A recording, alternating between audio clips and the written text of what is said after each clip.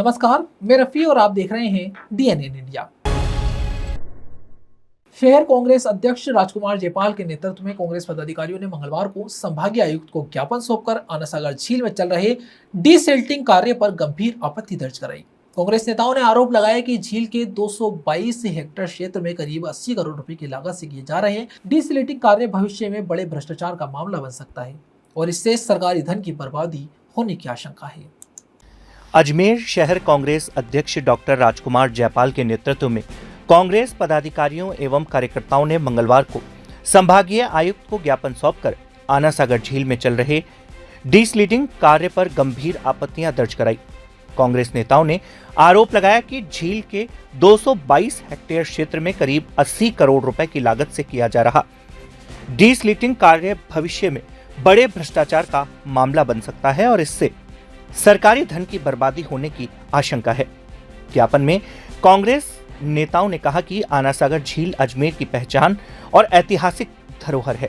झील के संरक्षण और सौंदर्यीकरण के नाम पर करोड़ों रुपए खर्च किए जा रहे हैं, लेकिन कार्यों की पारदर्शिता और तकनीकी प्रक्रिया को लेकर कई सवाल खड़े हो रहे हैं। उनका कहना है कि यदि कार्य की उचित निगरानी नहीं की गई तो यह परियोजना भी पूर्व की कुछ योजनाओं की तरह विवादों में घिर सकती है।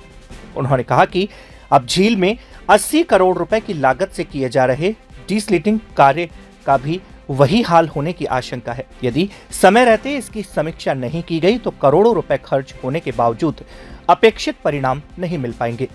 कांग्रेस नेताओं ने ज्ञापन में मांग की है कि तकनीकी, पर्यावरणीय और वित्तीय पहलुओं से स्वतंत्र जांच कराई जाए।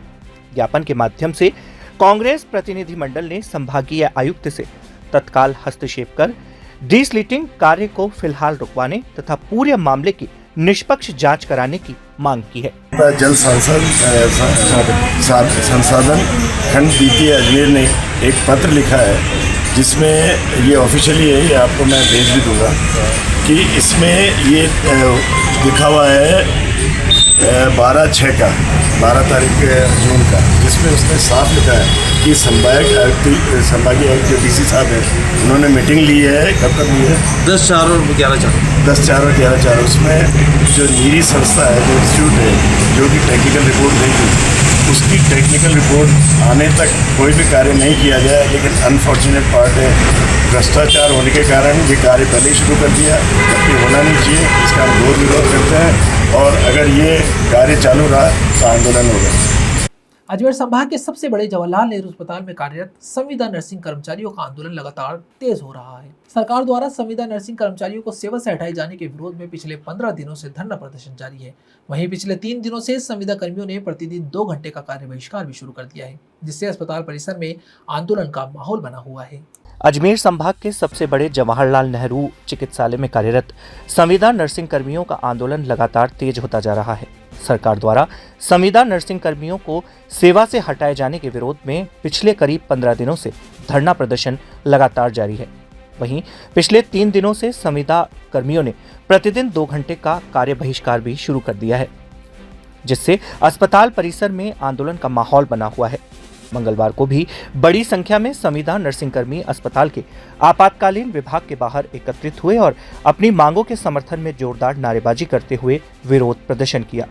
इस दौरान अस्पताल के स्थायी कर्मचारियों ने भी आंदोलनरत संविदा कर्मियों का समर्थन किया और उनके साथ प्रदर्शन में शामिल हुए। प्रदर्शन कर रहे कर्मचारियों का कहना है कि वर्षों से अस्पताल में सेवाएं देने के बावजूद उन्हें हटाया जाना अन्यायपूर्ण है। ऐसे में बिना किसी वैकल्पिक व्यवस्था के उन्हें सेवा से हटाने का निर्णय उनके भविष्य को संकट में डालने वाला है। आंदोलनरत कर्मचारियों ने राजस्थान विधानसभा अध्यक्ष व अजमेर उत्तर से विधायक वासुदेव देवनानी को भी अपनी मांगों से अवगत करवाया।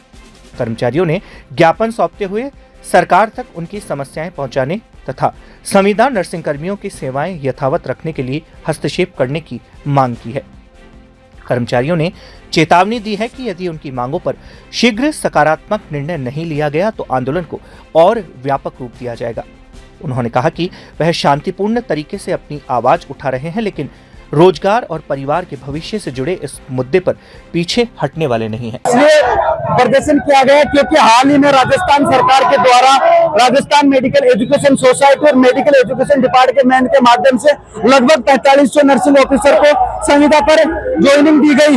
उसके उपरांत अभी जो राजस्थान के संपूर्ण राजस्थान से प्लेसमेंट एजेंसी के माध्यम से कार्यरत 227 नर्सिंग ऑफिसर जवाहरलाल नेहरू चिकित्सालय से 21 नर्सिंग ऑफिसर को जनना के चिकित्सालय से अभी हटाया गया। इसी के विरोध में आज हम देवयानी जी के सामने अपनी मांग रखने को लेकर आज सब एकत्रित हुए हैं। और अभी जो हमारे भाई जो जयपुर से एसएमएस से दीपक खारवाल ने अपनी नौकरी जाने की वजह से जो आत्महत्या करी, उनके पक्ष में आज हम यहाँ एकत्रित हुए हैं और हम चाहते हैं कि उनको उचित से उचित न्याय मिले। आज लगातार हमारा 14वां दिन है और गेट मीटिंग का 3rd डे। हमारे साथ सारे नियमित कर्मचारी यहाँ गेट मीटिंग में एकत्रित हुए हैं और आज हमारे माननीय वासुदेव देवनानी जी जो विधानसभा के अध्यक्ष आज हमारे यहाँ पधार रहे हैं, हम उनके सामने सांकेतिक। यहाँ रुकते एक छोटे से ब्रेक के लिए, जल्द हाजिर होंगे खबरों के नए सफर के साथ। कैंसर बीमारी ही ऐसी है, चिंता तो होगी ना। लेकिन अब अपनी चिंता को बदलो विश्वास में, क्योंकि आदिनाथ कैंसर मेडिसिटी में है रेडियोथेरेपी, कीमोथेरेपी और कैंसर सर्जरी के उपचार के साथ आधुनिक सुविधाएं भी। विजिट करें आदिनाथ कैंसर मेडिसिटी एट चाची आवास अजमेर।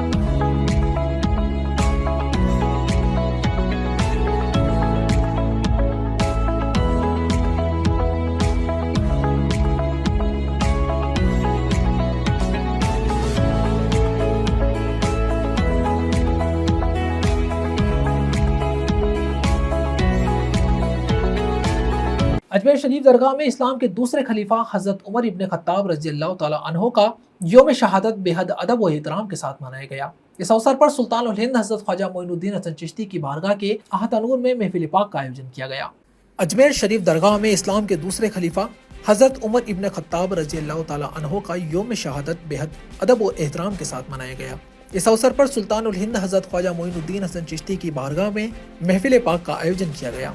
महफिल का आयोजन अंजुमन सैयद जादगान की ओर से किया गया, जिसकी शुरुआत तिलावत कुरान पाक से हुई। इसके बाद नात और मनकबत के नजराने पेश किए गए।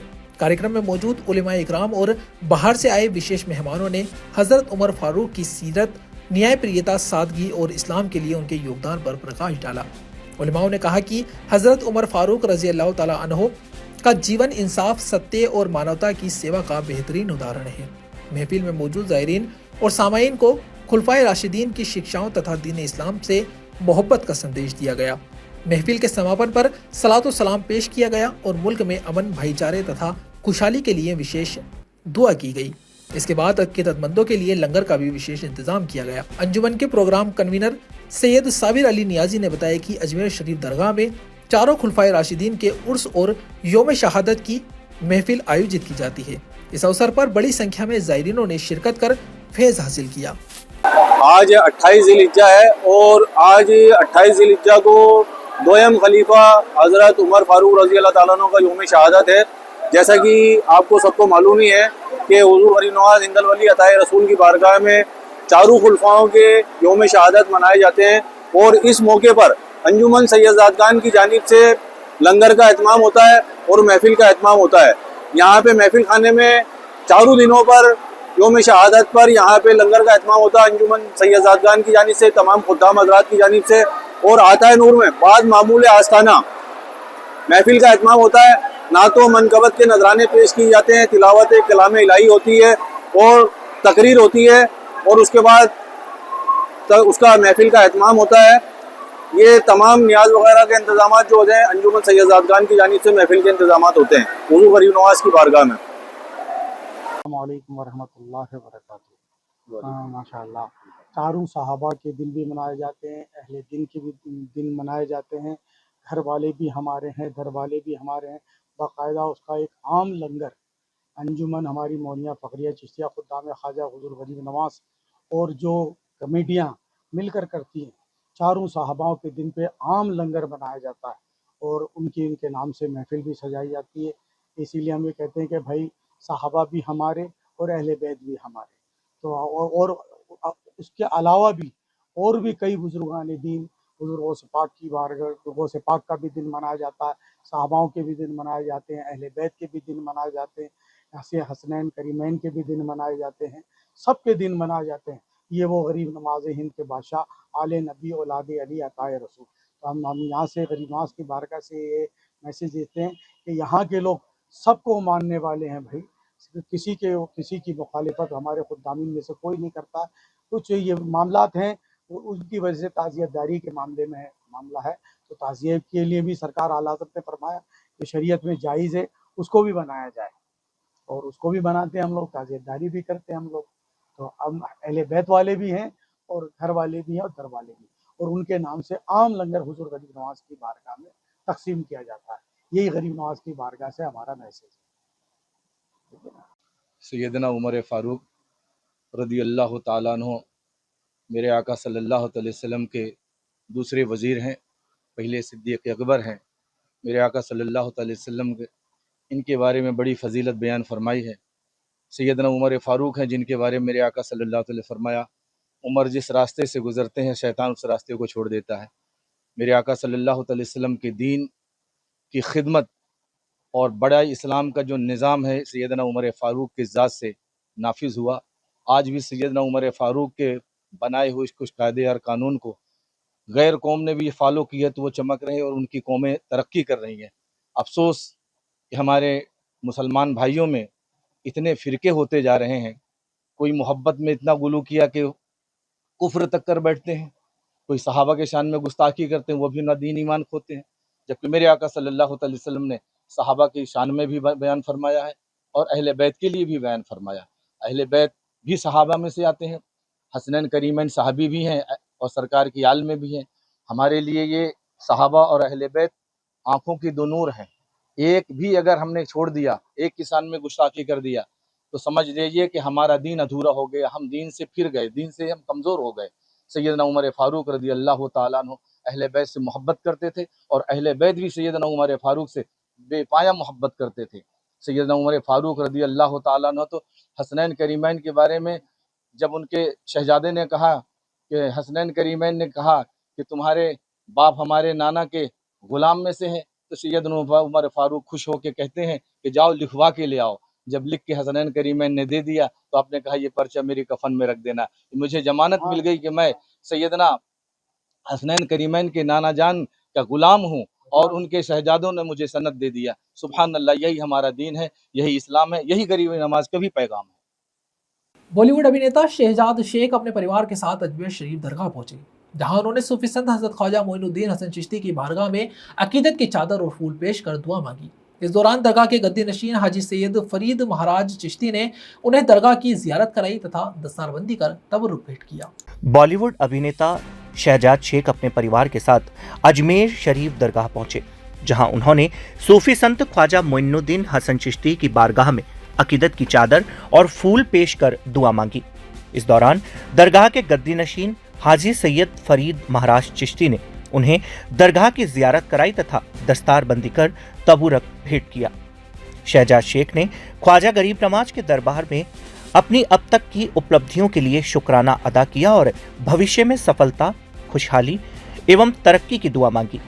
उन्होंने कहा कि उनके परिवार का अजमेर शरीफ दरगाह में वर्षों पुराना आध्यात्मिक रिश्ता रहा है और परिवार के सदस्य समय समय पर यहाँ हाजिरी देने आते रहते हैं।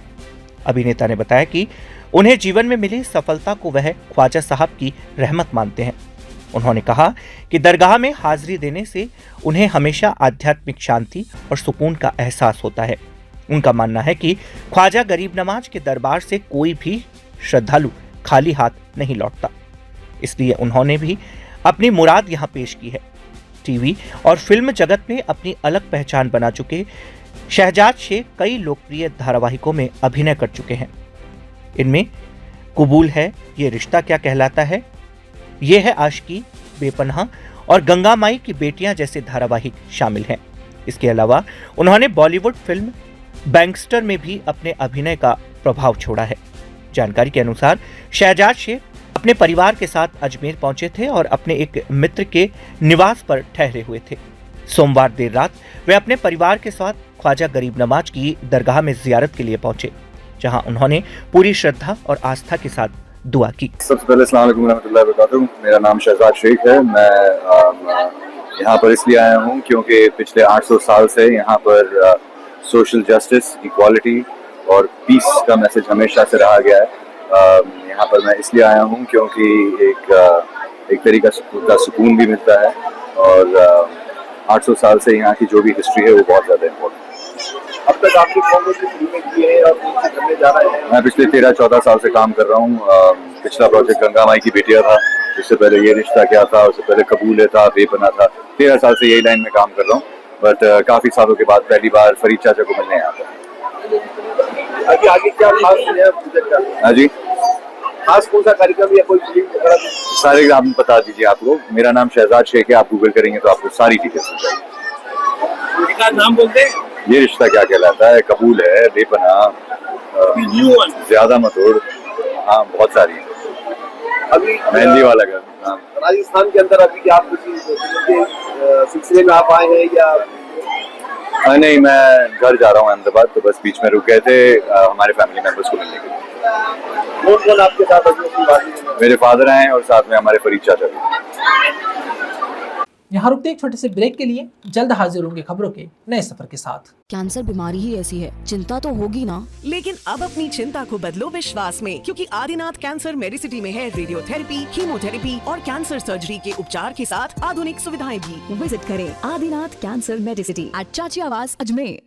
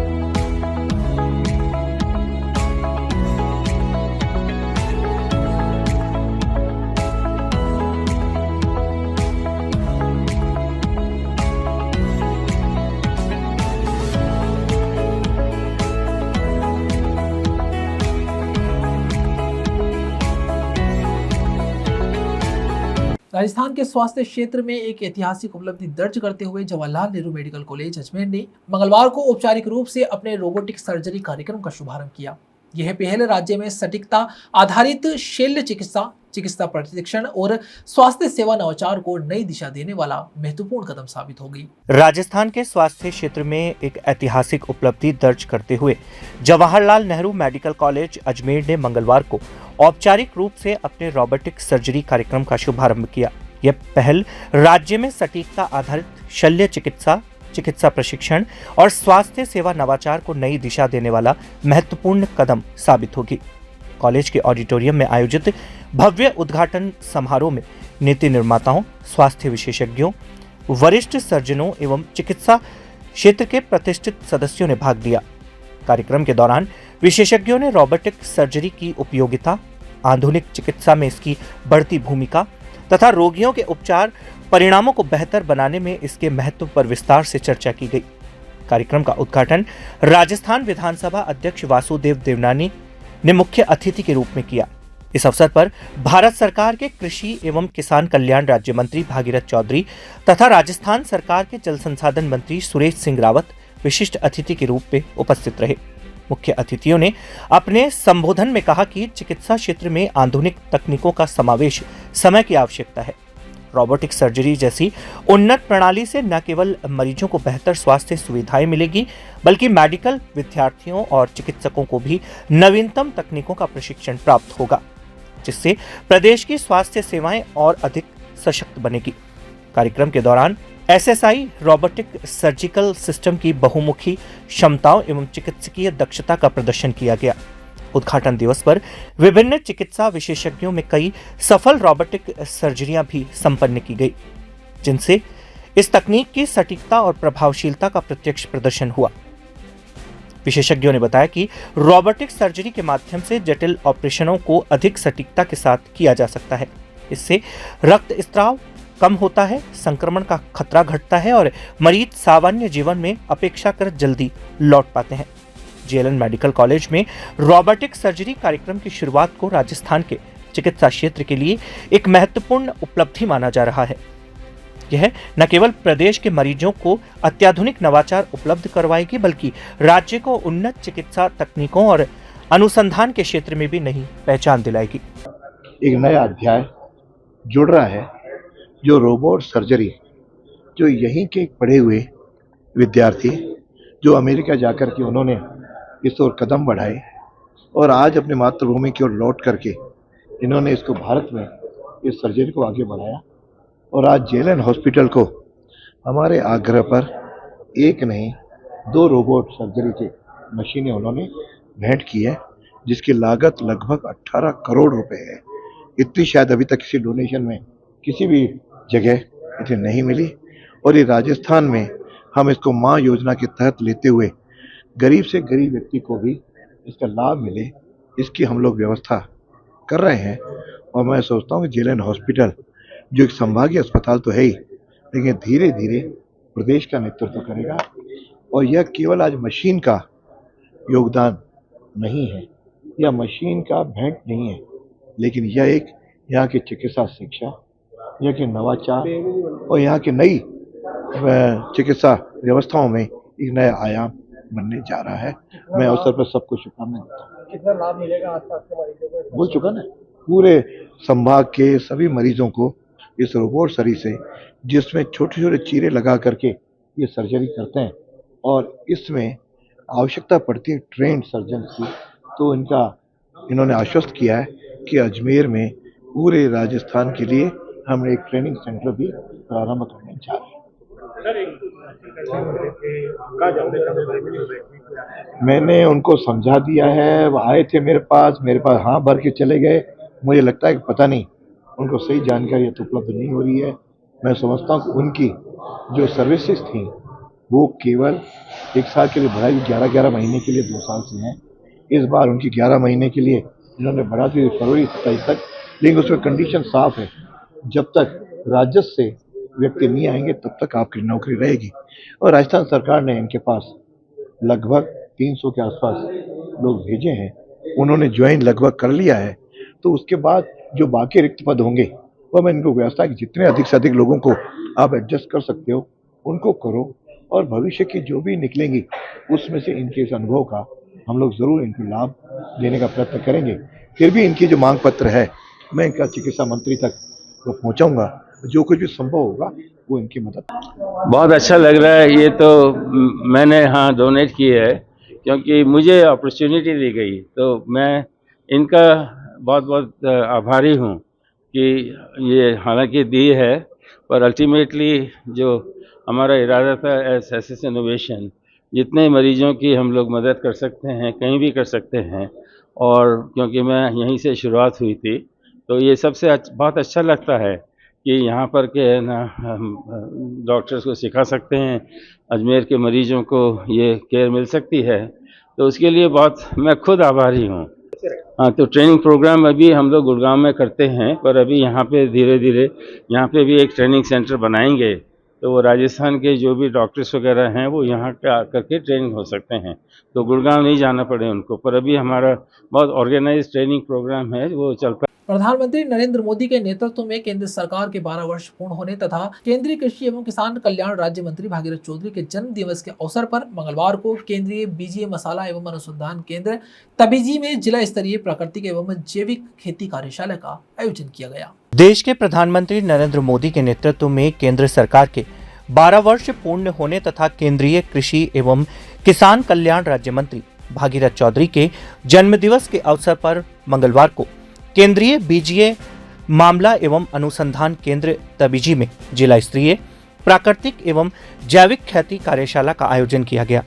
कार्यक्रम में किसानों को प्राकृतिक एवं जैविक खेती के महत्व, इसके लाभों तथा आधुनिक कृषि तकनीकों की जानकारी दी गई।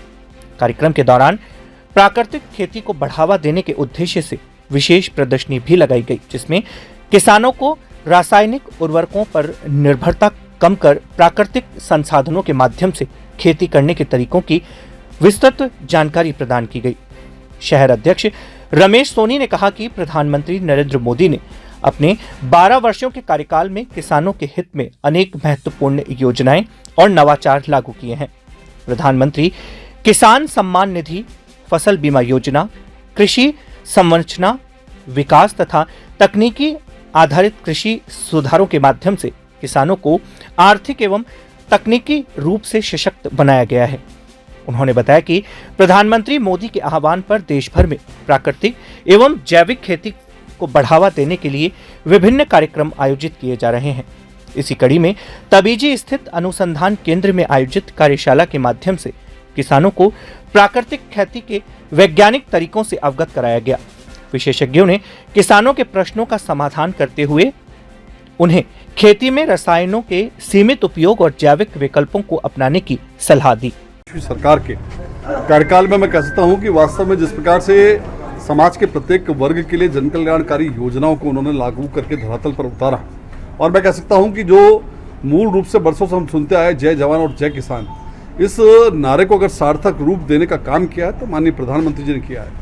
आज चाहे हम सीमा पर जो सरहद पर हमारे सैनिकों की बात करें या हमारे सैन्य शक्ति की बात करें, तो जिस प्रकार से आज भारतीय सेना पराक्रम दिखा करके और आत्मनिर्भर बनी है, यह निश्चित रूप से मैं कहता हूँ कि मोदी जी की देन है। और दूसरी तरफ किसान की अगर बात करूँ तो ध्यान में आता है कि ये किसान आज जिस प्रकार से मोदी जी की योजनाओं के विभिन्न योजनाओं के माध्यम से जिस प्रकार से उसका जीवन उन्नत हुआ है, उसको खेती के नए नए नवाचार के माध्यम से उसकी फसल का उत्पादन बढ़ा है। मैं कह सकता हूँ फिर चाहे फसल बीमा योजना हो, चाहे किसान सम्मान निधि की बात हो, या उनके खाते में डायरेक्ट बेनिफिट ट्रांसफर की बात हो, इन सबको लेकर के कहीं ना कहीं किसान का जिस प्रकार से जीवन स्तर उच्च पहुंचा है सरकार के अंतर्गत, उसी को लेकर के जो 12 वर्ष पूर्ण हुए हैं, आज पूरे देश भर में जिस प्रकार से प्राकृतिक खेती की कार्यशाला, क्योंकि बहुत अनिवार्य हो गया है कि जिस प्रकार से हम देख रहे हैं कि केमिकल्स और यूरिया के प्रयोग से जिस प्रकार से कैंसर की बीमारी बढ़ रही है, तो ये किसानों के अंदर प्राकृतिक खेती के प्रति जागरूकता बढ़े, इस नाते कार्यशाला रखी। और आज चूंकि हमारे कृषि कल्याण राज्य मंत्री माननीय भागीरथ जी का जन्मदिन है, उस जन्मदिन का अवसर पर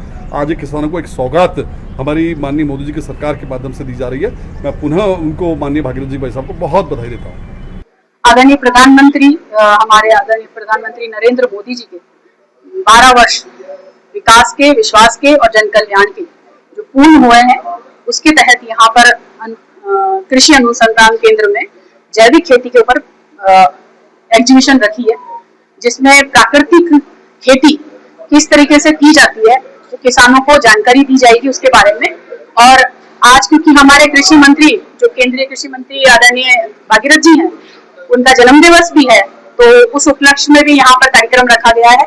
इस कार्यक्रम में हम सब यहाँ पर इकट्ठे हुए हैं कि किसानों को जिस तरीके से आदरणीय प्रधानमंत्री जी ने 12 वर्ष में इतने सारी योजनाएं चलाई हैं और प्राकृतिक खेती किस तरीके से होए उसकी भी उन्होंने ट्रेनिंग वगैरह सब जगह दी है, तो उसी के संबंध में यहाँ पर खबरों के सफर में अभी सिर्फ इतना ही।